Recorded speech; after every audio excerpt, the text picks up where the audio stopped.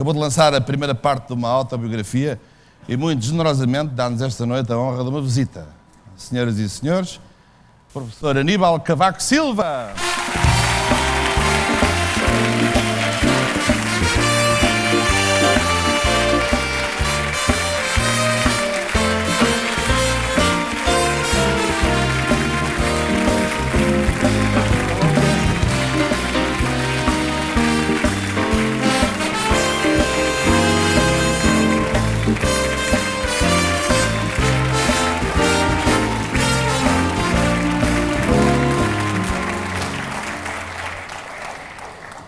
É realmente uma honra recebê-lo. Agora já só me falta o Dr. Álvaro Cunhal, que me prometeu vir ser meu entrevistado quando fizer 100 anos. Portanto, tenho boas razões para esperar. Quero lhe dizer que não escolhemos esta música por acaso. Ouviu bem que música era, professor? Figueira da Foz. Senti um pouco isso. um sítio especialíssimo e que lhe mudou a vida. Bastante. Portanto, antes de mais nada, muito obrigado pela sua presença. E eu já tenho um mestrado na família Cavaco Silva, porque tive o prazer há uns anos de ter uma entrevista simpaticíssima com a minha querida companheira de dia de anos, a sua esposa, faz anos a dia 19 de março também. E nessa altura eu e ela conseguimos convencer o então Primeiro-Ministro a aparecer no estúdio, lembra-se? Conseguimos. E passados uns anos, quando me é dada esta autobiografia, eu pensei, bom, lá vais ter agora a trabalhar um bocadinho, tomei um Xanax 0,25 e preparei-me para a astuça habitual que são estes livros. Já li alguns, de alguns congêneres internacionais, e ainda o comprimido não tinha tomado efeito, tinha começado a fazer efeito, já eu ia para aí a meio do livro. Porque é completamente diferente das típicas autobiografias políticas que nos são servidas, e por isso eu gostaria imenso de o cumprimentar. E antes de mais nada, lhe perguntar qual foi o momento, em que momento é que sentiu que ia escrever esta autobiografia e porquê assim? Porque é tão simples, tão transparente e tão interessante? Eu comecei a pensar em escrever a autobiografia só 3 anos depois de abandonar as funções de Primeiro-Ministro. E quando agarrei na caneta e comecei a escrever, decidi que ia fazê-lo para o público em geral. Para aqueles que não conhecem os meandros da política. Deixe-me interrompê-lo só para lhe perguntar, escreveu à mão, escreve com o computador? À mão. Não lhe dá jeito de escrever? Não me dá jeito de escrever diretamente no computador. Tenho que sentir o lápis, tenho que sentir a caneta, tenho que ter a borracha para apagar, para riscar, para escrever no verso. Há um grande apoiante seu que foi completamente tomado pelo computador, que foi o Vasco Graça Moura. Quando descobriu o computador, a primeira coisa que lhe aconteceu foi fazer uma tradução logo do Inferno de Dante. Eu não sou capaz de fazer isso, não sou capaz de fazer isso. E, portanto, decidi escrever para o público em geral, e por isso de uma forma leve, sem deixar de ser sincera e rigorosa. E comecei só a escrever 3 anos depois, quando decidi olhar com alguma tranquilidade para os 10 anos em que tinha sido Primeiro-Ministro e tomei consciência de que tinha sido um homem de sorte, tinha tido o privilégio de ser protagonista, de ser espectador, de uma forma privilegiada em relação a grandes mudanças em Portugal, grandes mudanças na Europa, até grandes mudanças no mundo.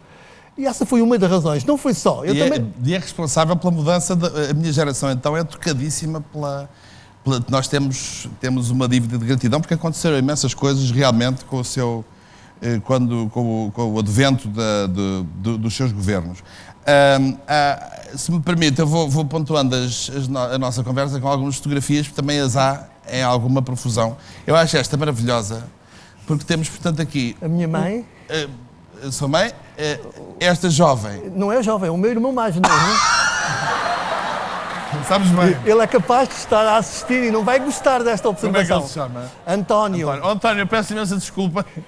Eu não queria arranjar um inimigo, mas é que o António realmente tinha um ar um bocado grunge nesta altura. Um bocado neo-hippie.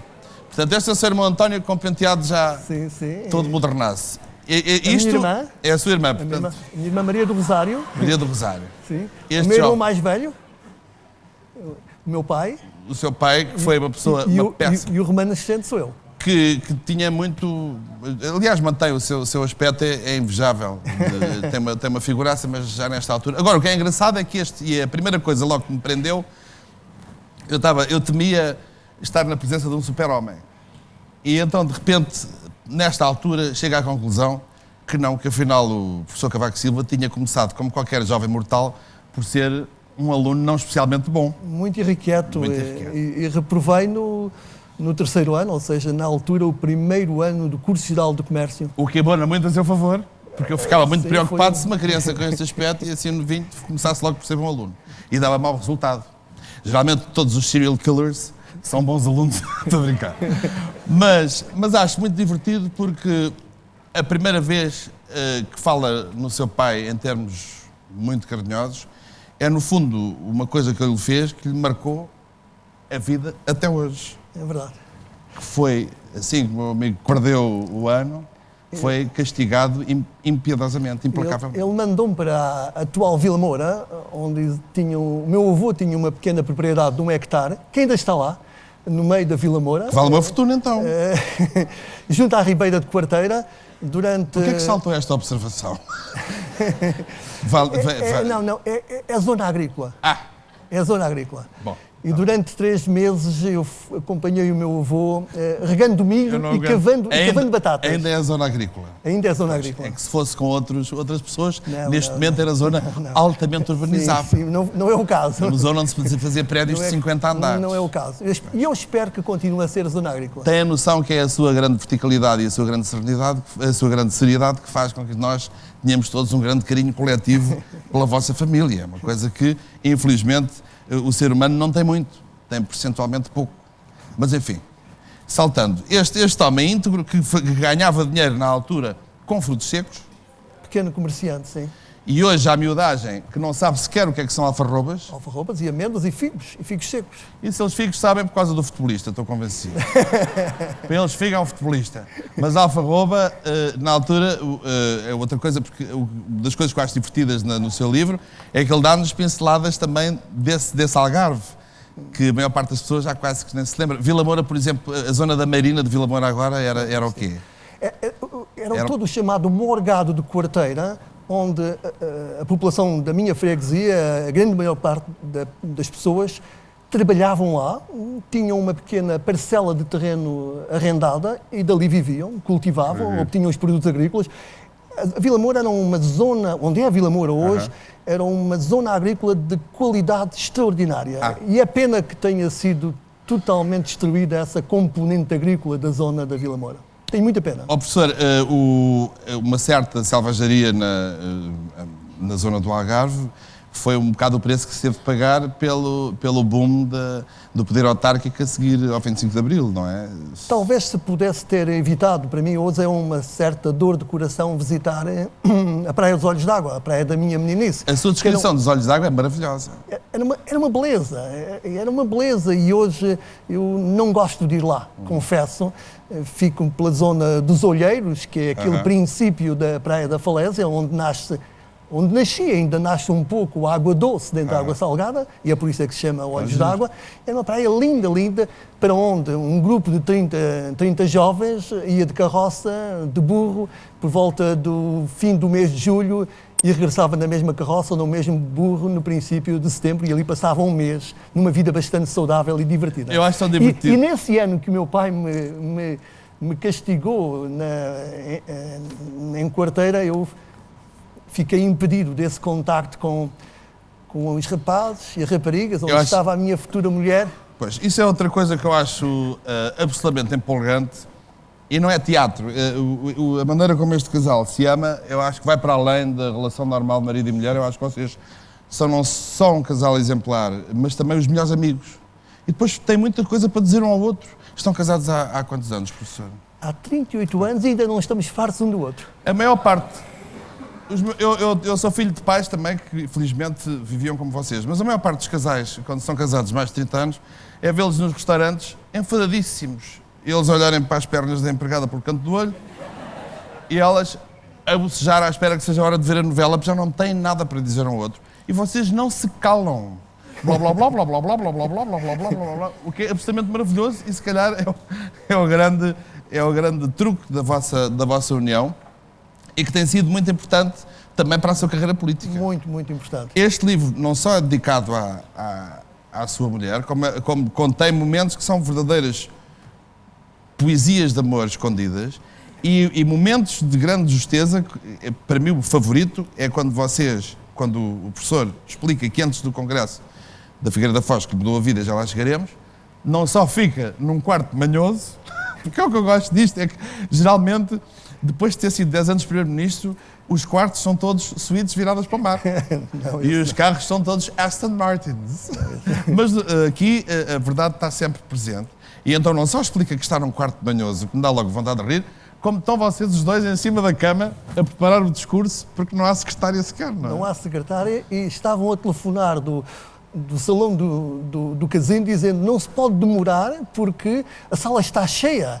E cola aqui, cola acolá, risca aqui, risca acolá e avança com os papéis rabiscados, uns escritos por mim, outros escritos por ela, e os holofotes em cima, e eu fazer um certo esforço para não me engasgar. Já estava com uma certa tensão, como é óbvio, acabar de ser eleito presidente de um partido quando não esperava nada. Quando chegou a última folha, com a última frase, foi um alívio. Eu, se tivesse de realizar um filme baseado neste livro, começava com uma cena muito bonita, que era justamente a sua descrição dos olhos d'água, porque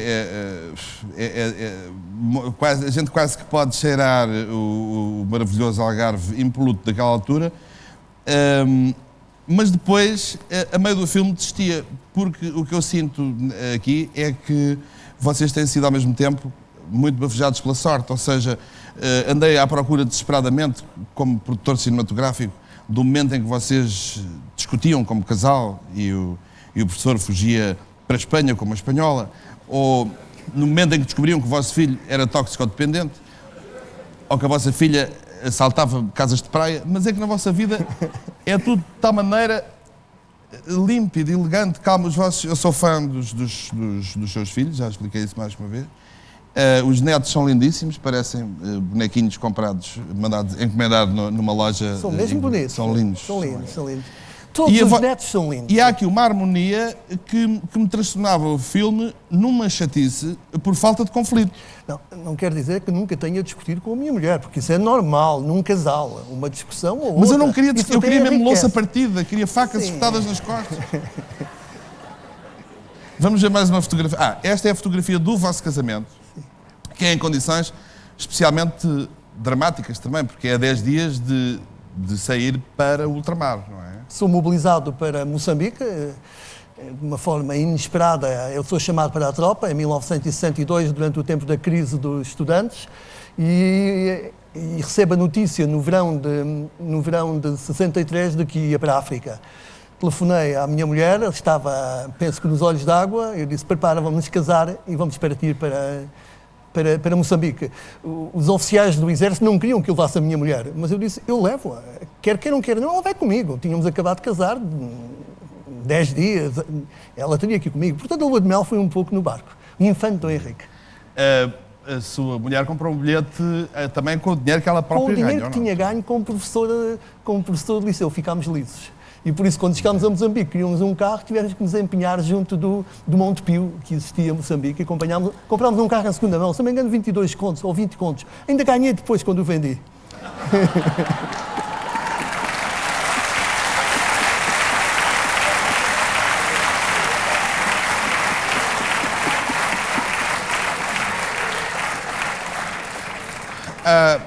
Há um traço de caráter que marca a sua vida toda, a ausência absoluta, a honra de ter nascido, de ter vindo de baixo, de não ser um aristocrata da política, nem de ser filho de gente rica, e há aqui uma altura onde não se coíbe de dizer, os alunos da Escola Comercial e Industrial mantinham uma acesa rivalidade com os alunos do liceu, os meninos ricos, a quem chamávamos os bifes, eles chamavam-nos os costeletas, que às vezes ultrapassava o ataque verbal e terminava em pancadaria.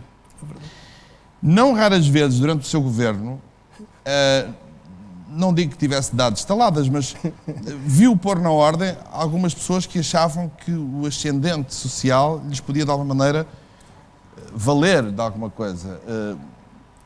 Eu senti sempre, e estivemos juntos em várias ocasiões, que vocês estavam de tal maneira seguros, já tinham passado por tanto, que não era nada nem ninguém que vos ia intimidar pelo facto de ter nascido, pelo facto de ser bife.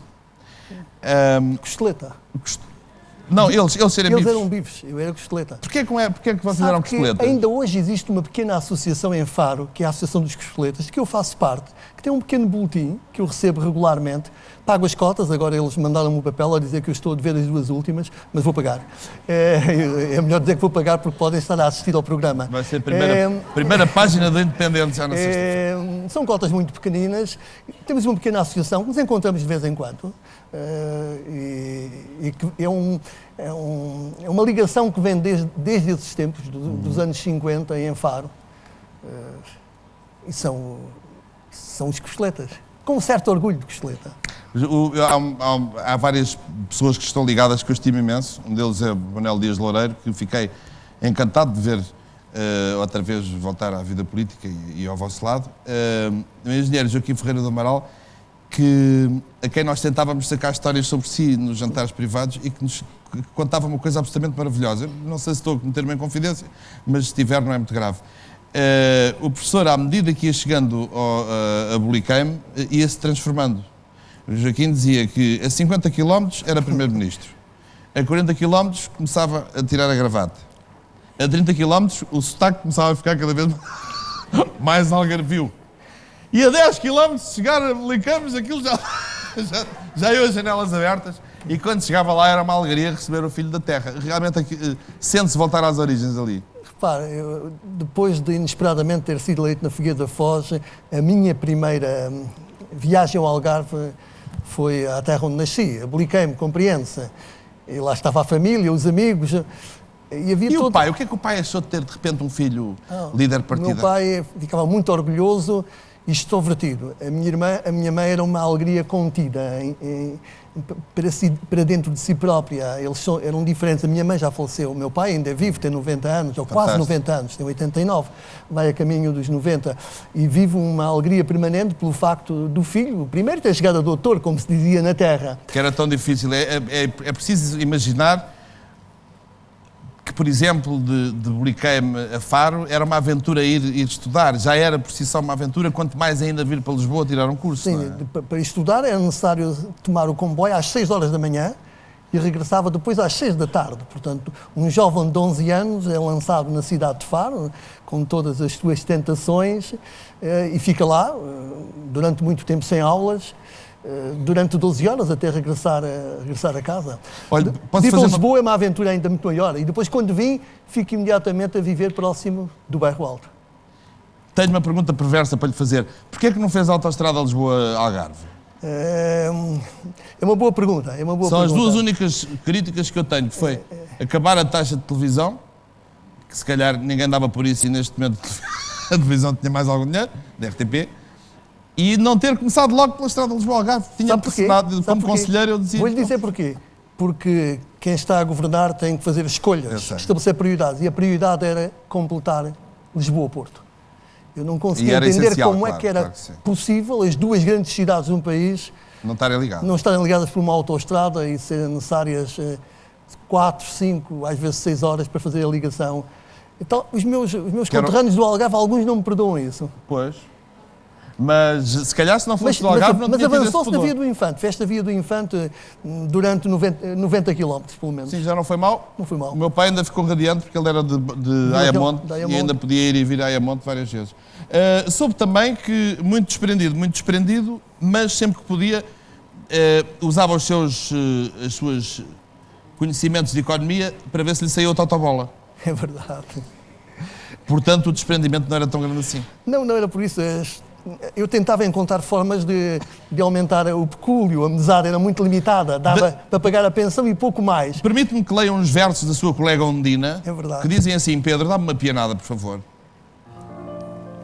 Tinha ele outra mania para ganhar no totobola, tinha um sistema infalível no fim, que grande cachola. Que cachola, que boné, só uns tostões ele ganhava.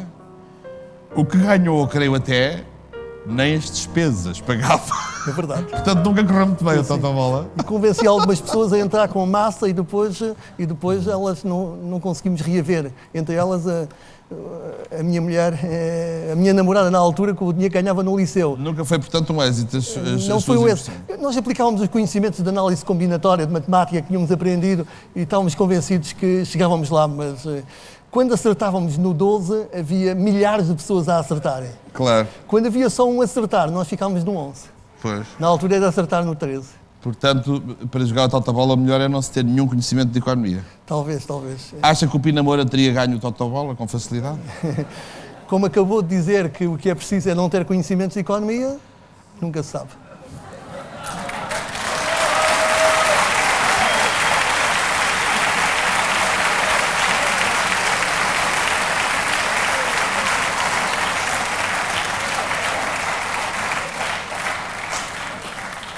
Sabe que nos cruzámos 2 vezes em Campo de Ourique. Quando o meu amigo estava em Campo de Ourique, na Tentadora, estava eu em frente, na loja do meu avô, que era em frente e se chamava Retrós de Ouro. Ah, sim, mesmo na esquina? Exatamente. Do outro lado do Canas? Essa loja era do meu avô Manel. Ia com ele sempre lanchar ao Canas e à Tentadora. E ficou com o prédio? Não, ele, coitadinho, também era tipo Cavaco Silva, era honesto e incorruptível e, portanto, morreu... nem sequer um hectare em Vila Moura herdou. E depois estivemos juntos outra vez na Rua de Portugal. O professor, que estava a acabar a sua tese, Contribution to the Theory of the Macroeconomic Effects of Public Debt. A London School of Economics fica em Londres, na Rua de Portugal. E sabe o que é que havia na Rua de Portugal? Eu conheço a livraria, não sei quem é que conhece mais. Um teatro que tinha a primeira peça onde aparecia tudo nu. O Calcata, lembra-se? Na Rua de Portugal havia um teatro Sim. que teve uma peça em que toda a gente representava nua. Que se chamava O Calcata. Eu perdi essa.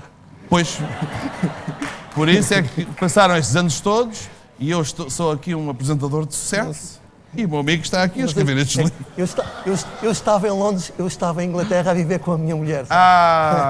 E com 2 filhos. A doutora Maria lembra-se de ter... Do Calcutta. De haver esse Calcata. E o teatro era na Rua de Portugal, justamente. Fui lá com 17 anos, imagina. Para o miúdo de 17 anos, descobrir Deve ser na esquina com o Quezinho Tanuei, talvez. Isso já não me lembro também muito bem. Mas, aquilo é próximo do Aldwych, como sabe, do Aldwych. E está à esquerda, quando se desce, é a Rua de Portugal que vai dar à universidade, onde eu fiz a defesa da minha tese. Escrito em inglês. Com certeza. Se eu era estudante. Mas em português eles eram capazes de não entender muito bem. Não, tinham eles. Aqui já sei que provocou uma bela gargalhada aos seus filhos, nesta fotografia. Estou a agarrar na perna, mas é a sereiazinha do Hans Christian Andersen. Eu tentava convencer os meus filhos a sentarem-se em cima da rocha para lhe tirar uma bela fotografia. E eles não aceitavam. E eu tentei demonstrar-lhes que era seguro. E saltei para lá. Escorreguei, caí dentro d'água, fiquei todo molhado, foi um problema, fiquei encharcado, a família... E depois riam-se imenso. Os meus filhos, olha o que aconteceu ao pai, e queriam colocar lá em cima. Isto é em Copenhague, portanto, é em Copenhague. Vocês nunca perderam uma oportunidade de viajar sempre de carro, curiosamente. Sempre de carro, com os 2 filhos atrás, e a gritar, a chorar, a berrar. O que é que tu estás a ver destas velharias? E depois o professor admira-se ter os filhos equilibrados e felizes. Eu acho que não há melhor investimento que esse. Eu tive essa felicidade também. Uma satisfação enorme. Era transportado para todo o lado. E até coisas que me pareciam uma grande maçada. Olha, neste momento... eu era transportado para todo lado e mesmo aquilo que me parecia uma grande maçada, hoje em dia são coisas importantíssimas. Vamos a mais uma fotografia muito, muito importante, que é esta. É impossível não falar em Francisco Sá Carneiro. Não me parece que haja muitas pessoas que o tenham impressionado, francamente, como aconteceu com o Francisco Sá Carneiro, que é uma figura mítica, e que lhe fez um voto enorme de confiança. Porque convenhamos que da primeira vez que foi para a vida política como Ministro das Finanças era aquilo que a gente considera um trombudo. Havia muito pouco de política e muito de pragmático, não era? Eu estou bem consciente de que nunca chegaria Primeiro-Ministro se Francisco Sá Carneiro um dia não me tivesse convencido, e eu inicialmente recusei, convencido a ser seu Ministro das Finanças e do Plano. Foi por ter sido Ministro das Finanças e do Plano que eu me tornei conhecido primeiro dentro do partido e dentro do país. E depois aprendi muito com ele. É a ele que eu vou buscar os ensinamentos básicos. Confessa isso no livro, que eu acho muito confesso bonito. isso. E há várias alturas como Primeiro-Ministro que se reporta a comportamentos dele. Eu tenho a noção que disse várias coisas em Conselho de Ministros. Dê-me dois ou três exemplos em que Sá Carneiro tivesse... Por exemplo, Sá Carneiro dizia: senhores ministros, só têm 6 meses para culpar o governo anterior. A partir daí têm que falar só daquilo que fizeram. Ao fim de 6 meses não podem mais atribuir culpas ao governo anterior. Eu nunca mais me esqueço de ele ter dito de forma muito, muito clara. E depois, na proximidade das eleições, dizer: tenham cuidado, continuem a governar bem, porque depois de nós, seremos ainda nós que estamos aqui. E quer ganhasse as eleições ou não, mas ele tinha um grande sentido de Estado. Um grande sentido de Estado. Há aqui uma descrição um bocadinho quase que ultrapassa já o limite das coisas técnicas e pragmáticas, que é quando a certa altura me diz que depois de uma reunião se sente mal, o que não é habitual em si, porque é um homem tão saudável que até subiu a muralha da China a correr, matando praticamente algumas pessoas que iam atrás e que o tentaram acompanhar, e toda a gente o viu trepar a um coqueiro. Ainda hoje o próprio coqueiro está espantado como é que alguém trepou por ele acima. E estamos a todo momento à espera de uma autobiografia do coqueiro. Levei uma trepa do professor. Bom, mas isto para lhe dizer que nesse dia dá a entender que se sentiu mal. E nessa noite teve a notícia do acidente do Francisco Sá Carneiro. Foi no dia em que ele morreu. Há qualquer coisa aqui então que já vai um bocadinho para além da normalidade, daquilo que nós entendemos de normalidade. Mas é verdade, é o rigor. Eu fui o último ministro a ter uma reunião com ele e com Amar da Costa, e uma reunião com os chefes militares. Foi uma reunião que começou... complicada, porque eles queriam mais dinheiro. Uma reunião que começou ao meio-dia, estavam todos os chefes militares, estava o Sá Carneiro, estava eu, e estava ali na Amar da Costa. O Sá Carneiro, à 1h30, mais ou menos, disse que saía, pediu para continuar a reunião. A reunião prolongou-se até cerca de 2 horas, correu muito mal. Estavam muito cansados. No fim da reunião, eu e o Adelino Amar da Costa ainda ficámos na escadaria de São Bento. Ele até, nunca mais me esqueço, ele disse: vamos comer uma sanduíche, estamos com fome. Eu disse: olha, eu vou para casa, estou um pouco cansado, fui para casa. Fui para casa, disse à minha mulher que não se sentia bem, nunca tinha acontecido isso, deitei-me. Ela mandou buscar um médico, que vem referido o nome dele, não vou agora mencionar. E não é muito habitual o seu marido adoecer, não é? É um tipo... Mas ele disse que não tinha nada. Ele disse que não tinha nada, portanto estava cansado, ainda fui ao Ministério das Finanças, mas estive lá apenas 1 hora. Quando regressei, comecei a jantar e estava a jantar quando a televisão interrompe a transmissão e diz que o avião tinha caído e tinham morrido todos os ocupantes: Sá Carneiro, Adelino Amar da Costa, o seu chefe de gabinete, a mulher do Adelino Amar da Costa, a SNU. Foi, cada um pode imaginar o choque que eu senti, até não só porque tinha estado com ele horas antes, mas também porque eu e a minha mulher, e até os meus filhos, tínhamos construído uma relação pessoal muito simpática com ele. Nunca me esqueço, tínhamos estado na Madeira e ele tinha oferecido Aliás, esta fotografia é na Madeira, acho. É na Madeira. E nessa altura, penso que é nesta altura que ele oferece aos meus filhos aqueles bonecos da Madeira que tocam. Sim, que são giros. E que ainda temos em casa. Portanto, eu estava aqui com a minha mulher, com ele, o Ministro da República para a Madeira. O seu íntimo não é as provas, nem o que leu, nem o que racionalizou. No seu íntimo, qual é a tese que prevalece? É um puro acidente ou qualquer coisa de mais violento? Ou prefere nem sequer falar disso? Tenho evitado sempre falar sobre esse caso. Em Conselho de Ministros foi inicialmente apresentada a tese de um acidente, depois surgiram imensas dúvidas, e o que eu peço e o que eu achava que seria conveniente é que as autoridades de investigação, as autoridades judiciais se empenhassem para esclarecer. E por isso eu não gosto de tomar posição sobre este caso, mas gostaria muito que pudesse ser esclarecido. Mas, portanto, exatamente, não, isso para mim já é uma resposta. Tenho muitas dúvidas hoje. E quanto mais se lê, mais se sabe, mais inquietante se torna.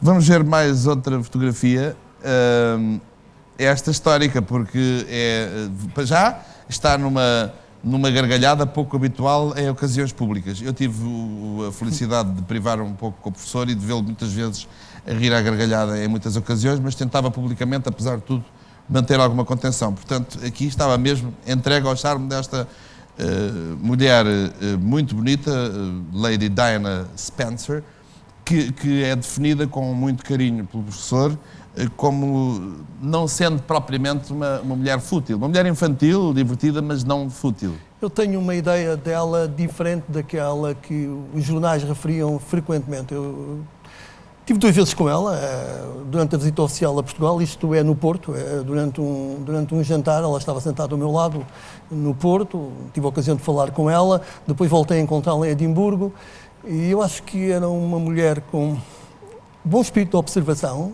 acho que era inteligente, não era vazia, oca, como se dizia, mas eu imaginava o que era aquela jovem, portanto, na força da vida, naquela corte britânica, com as suas regras, devia ser uma vida não fácil para ela. E lembro-me dela me referir a alguns... Eu lembro-me dela, por exemplo, em Edimburgo, dizer assim, quando vocês, primeiros-ministros, dizem que é difícil a vossa vida, deviam um pouco imaginar o que é a minha. Eu estive com ela precisamente, se não me engano, no dia seguinte, ou quase no dia seguinte, em que foi anunciada a separação dela do Príncipe Carlos. E, portanto, eu tinha uma impressão positiva. Embora às vezes me parecesse um pouco infantil. Às vezes um pouco infantil. Era uma maneira também de se vingar. Eu sei que há um episódio onde ela desata a rir dos suspensórios do Dr. Mário Soares. É verdade. Não é?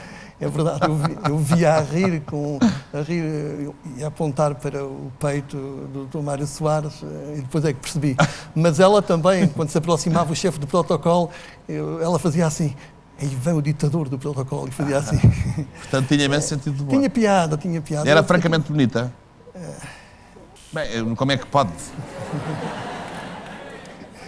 Importam-se, por favor, de ligar o microfone da doutora Maria. Considerar... Tenho de ir até... não, vou-lhe emprestar o meu. Eu acho que isto é as infiltrações socialistas que nós temos na equipa.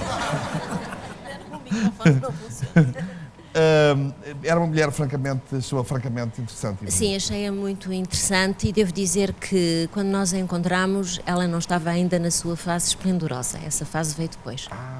Estava ainda entre aquele ar de menina inglesa de família. Nesta época ela ainda estava a tentar encontrar o seu papel. Ela já percebia que as pessoas gostavam mais dela que do Carlos, quando ela aparecia. Mas ainda estava a tentar encontrar uma imagem, um espaço. Mais tarde ela vai encontrar e aí fica esplendorosa. E a sua sensibilidade feminina, via lá para dentro já alguma melancolia, alguma tristeza? Via-a presa Sim. Lembro-me perfeitamente, quando fomos a Sintra, até levei a Patrícia. Depois houve um espetáculo na Gulbenkian e o Bruno foi também, andava completamente apaixonado pela Lady Di, como todo adolescente. E esse dia em Sintra era um dia de muita chuva, estava um dia muito triste, e Sintra é muito triste quando está chuva, e havia nela um certo desconforto, já notava-se. E até depois começaram a dizer que tinha sido em Portugal que tinha surgido entre eles a ruptura muito forte. Sabe-se agora que não, que já vinha... Já vinha de trás, mas tenho a sensação de que realmente quando eles estiveram cá já havia muito espetáculo. Tentavam ainda mostrar aos outros que as coisas estavam a funcionar, mas que as coisas já não estavam tão bem assim. A próxima fotografia é também bastante empolgante, porque é com uma figura importantíssima, histórica. Infelizmente, o Papa, um Papa magnífico neste momento a lutar contra uma doença e uma condição física que o debilita muitíssimo, mas nesta altura ainda muito bem. Foi das pessoas que mais me marcou. Sim. Numa conversa bilateral. E não só porque a encenação, porque a Igreja Católica é exímia nisso, portanto tem um impacto visual... Eu tive uma reunião sozinho com ele, durante meia hora, 3/4 de hora. Quando me fala, é mesmo só ele ser humano. Impressionou-me a imagem dele, a imagem de paz, de tranquilidade, de serenidade. E como ele conhecia os problemas que eu queria tratar com ele, Timor, o drama da guerra em África. Estava informadíssimo sobre tudo. Sim, ele estava informado, chegámos a começar a falar em português, depois passámos a falar em inglês, mas eu tinha já uma grande admiração por aquele Papa que tinha vindo do leste e que eu sentia que podia dar um contributo para derreter aquele muro, aquela barreira de ferro que e foi separava. decisivo, não é? E eu penso que foi decisivo, ele e o Gorbachev foram decisivos. Ele impressionou-me muito o encontro que tive com ele. Voltei depois a estar novamente com ele aqui em Lisboa. Acho que era e que é um homem extraordinário. A sua fé é um homem de fé? É um católico? Sim, eu sou católico e estava ali também a representar um país De católico. fé inabalável? Nunca teve assim momentos em que se zangasse com o seu Deus? Não? Bem, todos nós temos momentos em que temos as nossas hesitações e as nossas dúvidas. Mas depois reconciliamos-nos. Tem a secreta esperança de que as coisas não acabam aqui? Tenho. Eu acho que nas vidas como as suas, nas vidas como a do meu pai, eu sinto que não chegam os anos que a gente vive.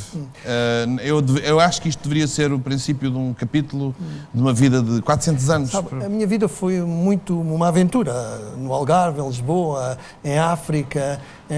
Aqui estamos com o pai do atual presidente da República Americana, George Bush, numa visita que foram fazer à casa dele. Isto era a casa do Maine, a casa de férias do vice-presidente Bush, na altura. Eu interrompi que tinha um barco que antes de ir para a casa dele eu estive a almoçar com o cardeal de Boston. E o cardeal de Boston disse-me assim: olha, faço-lhe um aviso, ele tem a mania das velocidades. E tenha sempre presente que aquele outro barco que vai ao longe com os homens é a segurança para salvar a ele. E só depois é que vai salvar os hóspedes. Claro. Portanto, tenha cuidado. Era um homem extremamente simpático. Uma relação pessoal muito interessante que tivemos e temos com ele. Fui colega de camarote da mulher agora no Rio de Janeiro. Estava lá. Eu estava no camarote em frente dela, ela estava à frente, disse-lhe adeus e ela não. Estranho, não é? Barbara, Herman José. Se eu tivesse dito Cavaco Silva's friend, aí talvez ainda houvesse um sorrisinho. É engraçado esta ligação, poder fazer parte de uma das pinceladas da história. Deve ser bonita. Tenho inveja disso e ter atravessado 10 anos tão interessantes na vida portuguesa. Aquele tempo de 85 e 95 foi um tempo muito movimentado, não só em Portugal como no mundo. Não podemos esquecer que ocorre o desmoronamento da União Soviética, a queda do Gorbachev, cai o muro de Berlim, dá-se a reunificação da Alemanha, é a guerra do Golfo, é a guerra da Jugoslávia. E eu, um homem de sorte, vindo de Buiqueime, veja lá, filho do Sr. Teodoro, fantástico, tenho o privilégio de assistir ao debate dentro do Conselho Europeu sobre todas estas questões. Qualquer coisa que poucos anos antes não passava pela cabeça. Por isso eu ia dizer há pouco que a minha vida é toda uma aventura e com um pouco de final feliz eu habituei-me a dar graças a Deus por esses finais felizes. Aí são contadas muitas aventuras, às vezes a correr certos riscos, como foi uma viagem que fizemos uma vez da ilha da Inhaca para Lourenço Marques, agora Maputo, debaixo de uma tempestade, num barco muito pequeno, e em que se viam os tubarões próximo do barco. Que é um animal que gosta imenso de nós. E nós, no fundo do barco, com as ondas a passar por cima, e depois consegue chegar até o porto. É um alívio, e disse, mais uma vez, Deus esteve do nosso lado. Este é o primeiro volume, há de haver um próximo que vem aí, onde fala depois nos anos seguintes, uma vez que este livro nos leva só até ao primeiro governo. Agora, a última pergunta, e porque não quero abusar da sua paciência e do seu tempo, acha possível daqui a uns tempos estar a escrever o terceiro volume sobre a sua experiência de 10 anos na Presidência da República?